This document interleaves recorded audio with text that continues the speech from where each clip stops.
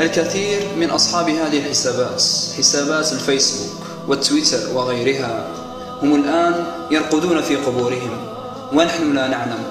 كل يوم نشاهد صورهم ومنشوراتهم بينما هم في قبورهم، فرشهم وغطاؤهم التراب.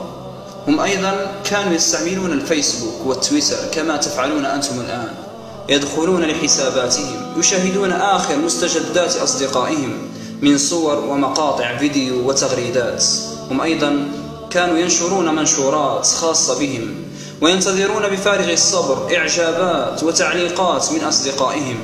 هم أيضا كانوا يستيقظون صباحا ويغسلون وجوههم ويفطرون ويذهبون إلى أعمالهم أو مدارسهم. كان لكل منهم في وقت ما أقارب وأصدقاء يحبونهم وأسوة من الناس يحسدون بهم. هم أيضا كانت لهم مشاكل يصارعونها وأحلام يتمنون الوصول إليها وأوقات يحتفلون فيها بأعيادهم ومناسباتهم حتى وجاءت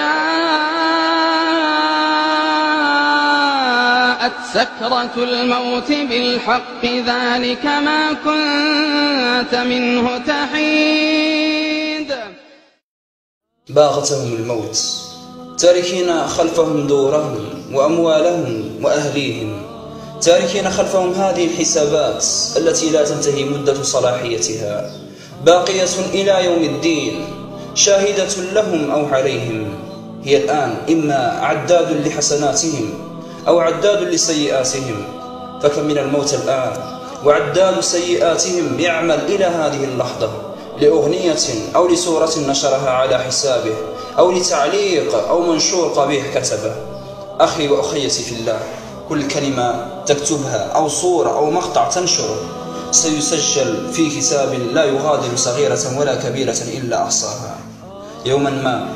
يوما ما تموت ويذهب معك الرقم السري لحسابك، وبعد هذا من يحذف لك تلك الصورة الفاتنة أو تلك الأغنية التي نشرتها؟ فلتتق الله أخي ولتدخل اليوم لحسابك. اليوم نصيحة ليس غدا، الليلة لا تسوف، فأنت لا تدري متى يأتيك هادم اللذات ومفرق الجماعات. أعد النظر في ألبومات الصور والرسائل والتعليقات والتغريدات واسأل نفسك، هل تتمنى أن تبقى هذه المنشورات في حسابك وأن يصل غيرك إليها بعد مماتك أم العكس؟ حاسب نفسك الآن قبل أن تحاسب.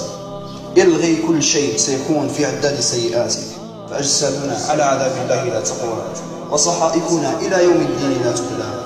واعلم رعاك الله أن هذه الدنيا طريقان لا ثالث لهما، إما جنة عرضها السماوات والأرض، وإما الأخرى نار تلظى لا يصلاها إلا الأشقى. نسأل الله العافية، ونسأل الله أن يرزقنا الجنة وما قرب إليها من قول أو عمل، ويجنبنا النار وما قرب إليها من قول أو عمل. ونسأل الله أن يرفع قدر كل من نشر هذا المقطع، وصلى الله وسلم على نبينا محمد.